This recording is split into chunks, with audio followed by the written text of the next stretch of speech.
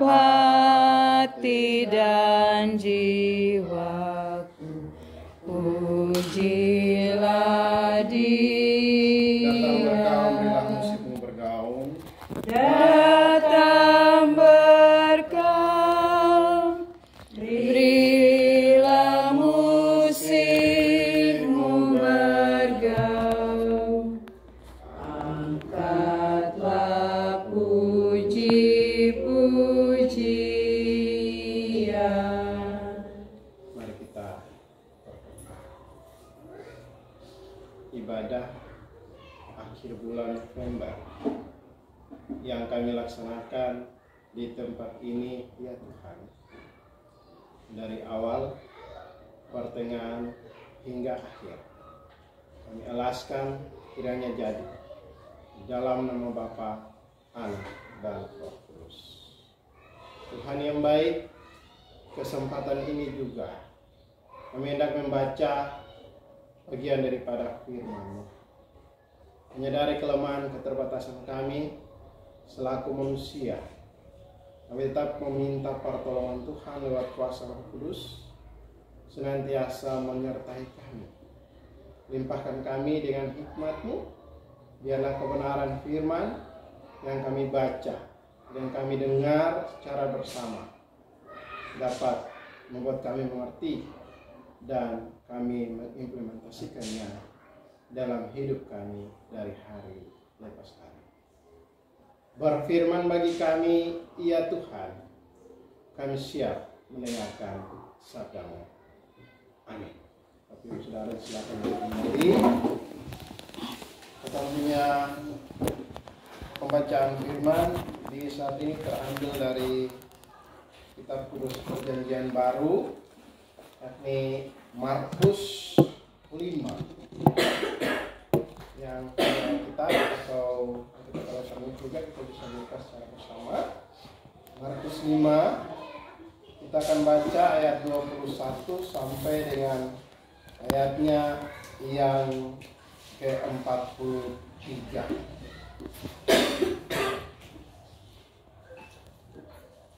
Dan kita membacakannya secara berbalasan.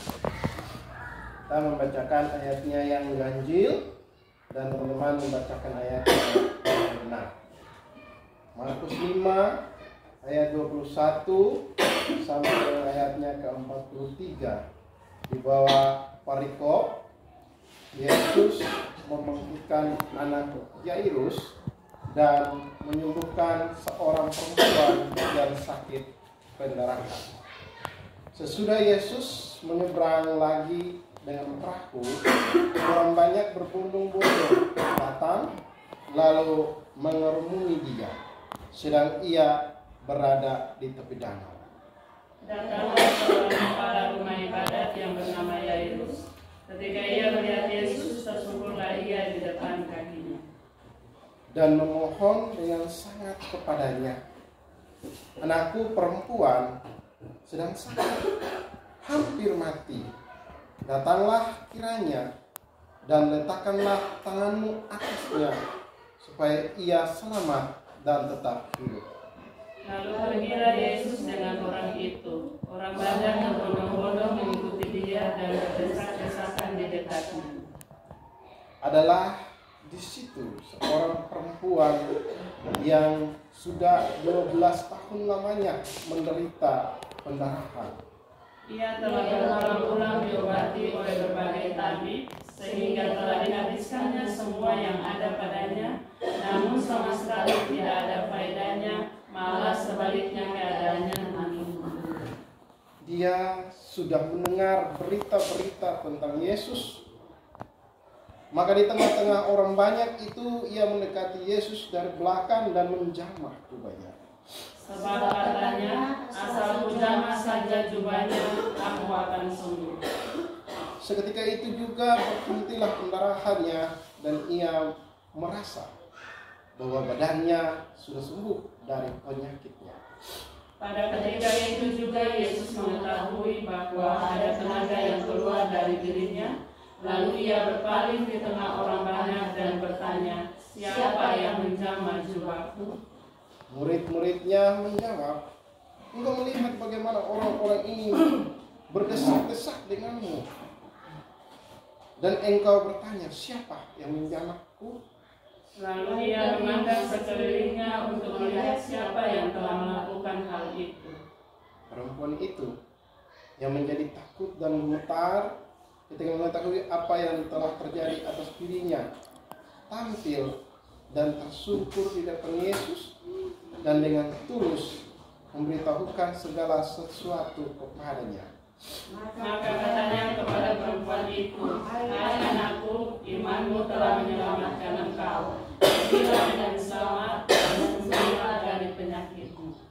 Ketika Yesus masih berbicara, datanglah orang dari keluarga kepala rumah ibadat itu dan berkata, "Anakmu sudah mati.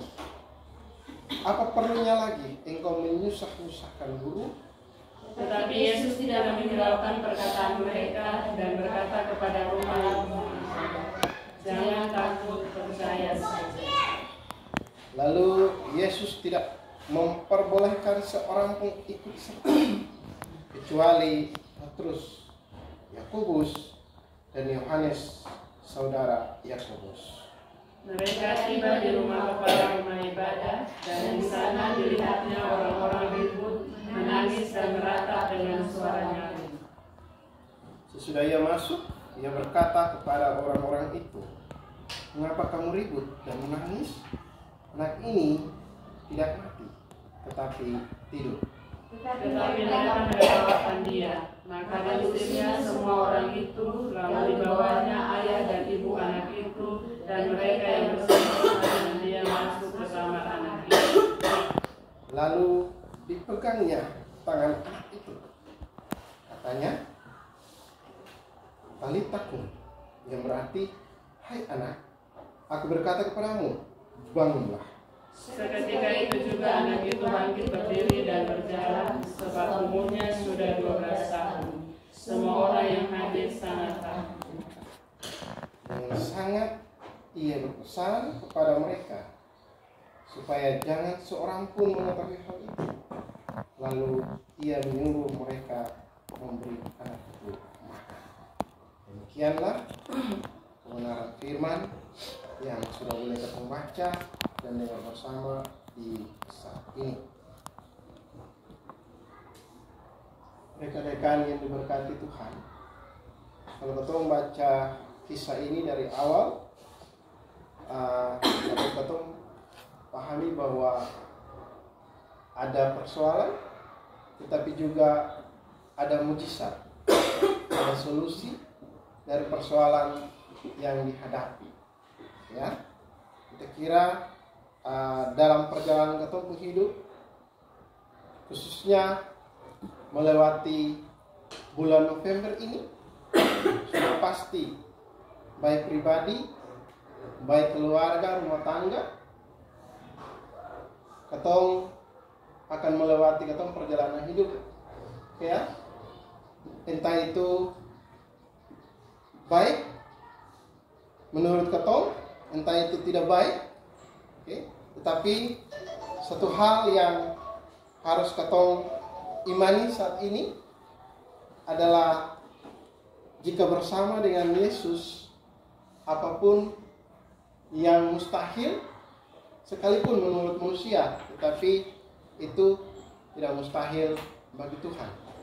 Bahkan keberanian percaya dari seorang perempuan yang mengalami pendarahan sekalipun dalam konteks ini bisa memberikan keberanian percaya buat ketong semua yang ada, bahwa walaupun hanya menjamah saja, dalam hari ini mungkin ketong sengkuasa untuk sampai menjamah jubah, tetapi ketika ketong mempersiapkan hati ketong dengan tulus untuk mau berserah kepada Tuhan dengan iman, maka Tuhan pasti akan menolong ketong semua. Ketong tahu bahwa setiap pribadi, setiap rumah tangga, keluarga, ketong seng lepas dari dinamika hidup. Ya, persoalan yang ketong alami, itu juga bagian daripada perjalanan kehidupan yang harus dilalui. Dan sama-sama lewat momen ini kita aja ketong bersyukur untuk semua hal yang boleh terjadi, dan percaya bahwa kalau ketong tetap bersandar ke Tuhan, pasti ada jalan keluar, dan di ujungnya itu ada rencana indah Tuhan buat ketong. Tuhan kiranya mau tolong dan berkati ketong semua hari ini sampai selama-lamanya. Amin.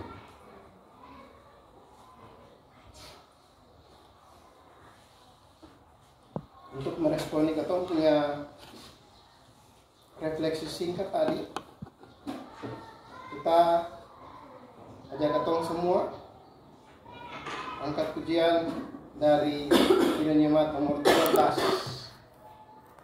bait yang pertama, sekaligus ketong memberikan ketong punya persembahan. Allah Bapa Tuhan, dimuliakanlah namamu. Allah Bapa Tuhan, dimuliakanlah namamu. Allah Bapa Tuhan, dimuliakanlah namamu. Langit bumi ciptaanmu, kami pun anak-anakmu. Datanglah dengan kasih-Mu. Saatnya kita ada dalam tempat, dan seperti ini akan diakhiri dengan berkat, diakhiri berkat. Berkelangkap pujian Bapa, terima kasih. Mari kita berdoa. Allah Tritunggal, Bapa yang Maha Kudus, kami bersyukur di hari ini, hari terakhir di bulan November, kami ada selaku keluarga besar SMI Halo mensyukuri kemurahan Tuhan dalam setiap perjalanan hidup dan kehidupan kami. Lebih khusus di lembaga ini, kami selaku orang-orang yang Tuhan percayakan bekerja di tempat ini. Semua karena kasih Tuhan, semua karena pertolongan Tuhan, sehingga kami boleh ada di hari terakhir di bulan November ini. Terima kasih. Kami tak mampu melakukan semua itu, tetapi hari ini ketika kami boleh bersama beribadah mensyukuri kemurahan Tuhan dalam kehidupan kami di lembaga pendidikan SMI Kedua Halo, Tuhan kiranya layakkan kami, biarlah rasa syukur kami senantiasa mendapat tempat yang layak di hadapan-Mu, ya Tuhan Yesus. Kami bersyukur atas keberadaan firman Tuhan yang sudah boleh kami baca dan dengar bersama. Ajar kami selaku orang kepunyaan Tuhan yang mensyukuri segala sesuatu yang ada dalam hidup kami, yang boleh kami lewati atau yang sementara kami jalani. Biarlah itu semua merupakan bagian dari rencana indah Tuhan dalam kehidupan kami pribadi lepas pribadi dan juga keluarga besar STM Kedua Halo. Tuhan, kami ada selaku orang yang terbatas untuk mengimplementasikan kebenaran firman Tuhan ini dalam hidup dan kehidupan kami. Kami tetap meminta pertolongan Tuhan senantiasa bersama dengan kami. Kuatkan hati kami, ajar kami dengan keberanian percaya iman kepada Tuhan, bahwa Tuhan senantiasa dan sekali-kali tidak pernah meninggalkan kami. Tuhan tetap bersama dengan kami sampai pada kesudahannya. Ajarkan kami, buat kami mengerti sungguh bahwa bersama dengan Tuhan ada rencana yang baik, ada rencana damai sejahtera yang Tuhan siapkan bagi kami. Tuhan mengenal kami semua, pribadi lepas pribadi, dengan gumulan-gumulan kami, dengan doa seruan minta tolong yang kami bawa kepada Tuhan. Tuhan tolong kami, biarlah Tuhan jawab betul cinta dan kasih Tuhan dalam hidup dan kehidupan kami. Kami semua yang ada di lembaga ini, keluarga-keluarga kami, orang-orang yang punya ansih terhadap perkembangan untuk pendidikan di tempat ini. Tuhan tolong, Tuhan memberkati kami semua. Tuhan mengenal kami semua dalam kedalaman hati kami sekalipun. Ajar kami supaya dengan tekad yang sama kami sehati untuk bekerja, menata layani tugas tanggung jawab kami di lembaga ini dengan sukacita. Tuhan, ini kami dengan doa syukur kami. Saat ini kami bersyukur dengan tanda-tanda syukur yang sudah kami bawakan kepada Tuhan. Tuhan pakai dan layakan itu sebagai ukupan yang berbau harum di hadapan-Mu.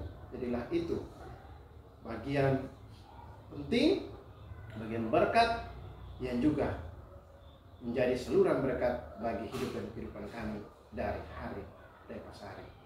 Oh Yesus, kami bersyukur kami sudah bernyanyi memuliakan Tuhan. Kami sudah membaca kebenaran firman.